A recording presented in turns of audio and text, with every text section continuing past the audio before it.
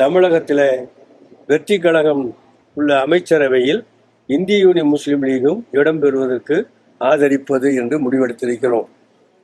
இந்திய யூனியன் முஸ்லீம் லீகு அமைச்சரவையில் இடம்பெறுவதற்கு ஒப்புக்கொண்ட அதே நேரத்தில் அருமை சகோதர சகோதரிகள் இங்கே 3 மணி நேரமாக விவாதம் பண்ணியது என்ன என்றால், நாம் 2 எம்எல்ஏக்கள் பெற்றிருக்கிறோம்.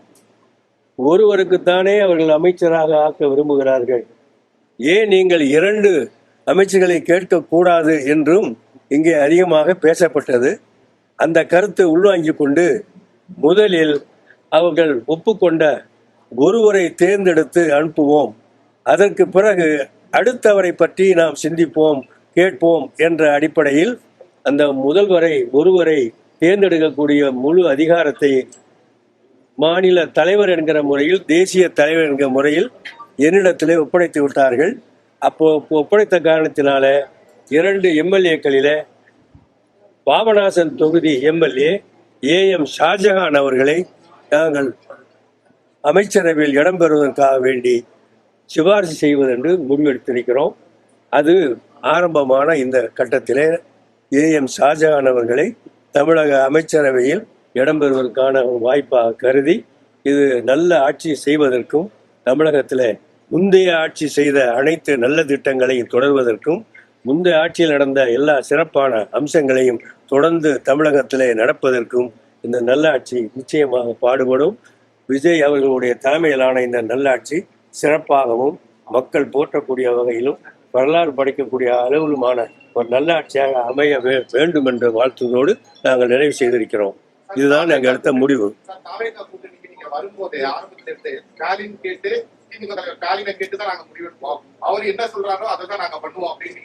காலையில ஸ்டாலின் இடத்துல பேசினாரு, நீங்க எங்களுக்கு உதவி பண்ணதுக்கு நன்றி, வாழ்த்து, எடுத்துக்கிற முடிவை வாழ்த்து என்று சொல்லிடலாம்.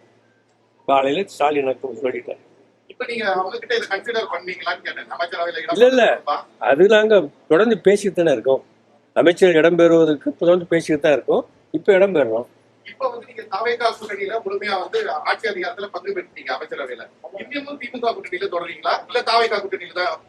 அந்த கூட்டணி பத்தி இப்ப நாங்க பேசல.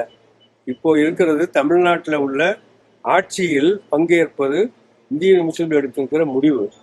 இது தேர்தல் காலத்துடைய முடிவு அல்ல, ஆட்சி அதிகாரத்திலே பங்கேற்பதற்கான முடிவு. இந்த முடிவை நாங்கள் சாதகமாக எடுத்து அகில இந்திய தலைவர் எங்களுக்கு அறிவுறுத்தல்படி இது எடுத்திருக்கிறோம். இது நல்ல ஆட்சி தொடர்வதற்கு எல்லா வகையான ஒத்துழைப்பையும் நாங்கள் தருவோம்.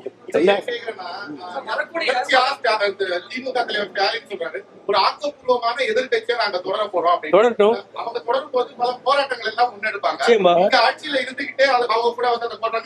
இல்ல ஆட்சியில இருக்கிறவங்க எப்படி போராட்டத்தை கலப்பாங்க? ஆட்சியை டிஃபெண்ட் பண்றதுதானே ஆட்சியில உள்ளவருடைய கடமை.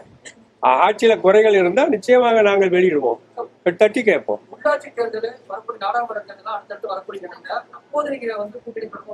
அது அந்த நேரத்துல முடிவெடுப்போம். அந்த நேரத்துல வரும்போது முடிவெடுப்போம். இல்ல அந்த பேச்சு இப்ப கிடையாது. நாங்க இப்போ தமிழ்நாட்டுல அமைக்கப்பட்டிருக்கிற தாவேக தலைமையிலான அரசாங்கத்துல இடம்பெறக்கூடிய அளவுக்கு எங்களுடைய ஒத்துழைப்பு இருக்கும்.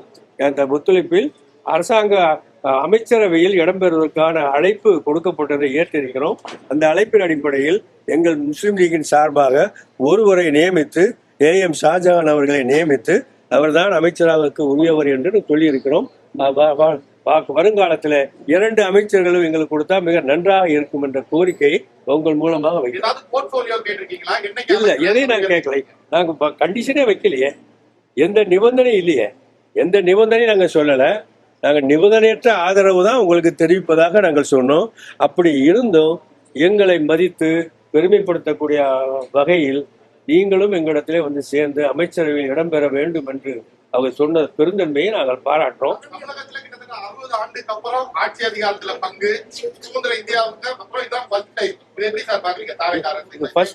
ஃபர்ஸ்ட் டைம் இல்ல, லாஸ்ட் டைமா இருக்காதுல்ல. இது ஃபர்ஸ்ட் டைம் சொல்லிட்டீங்கல்ல, first time it will continue. Now it is the first time. இல்ல, நாங்க இப்பதான் அறிவிச்சிருக்கோம். உங்கள்ட்ட தானே அறிவிக்கிறோம். இந்த முடிவு இப்பதான் அறிவிக்கிறோம். இந்த அறிவிப்பை அவங்களுக்கு CMக்கு நாங்க தெரிவிப்போம். முதலமைச்சருடைய கவனத்துக்கு இதை தெரிவிப்போம். இந்த மாதிரி நாங்கள் முடிவெடுத்திருக்கோம்.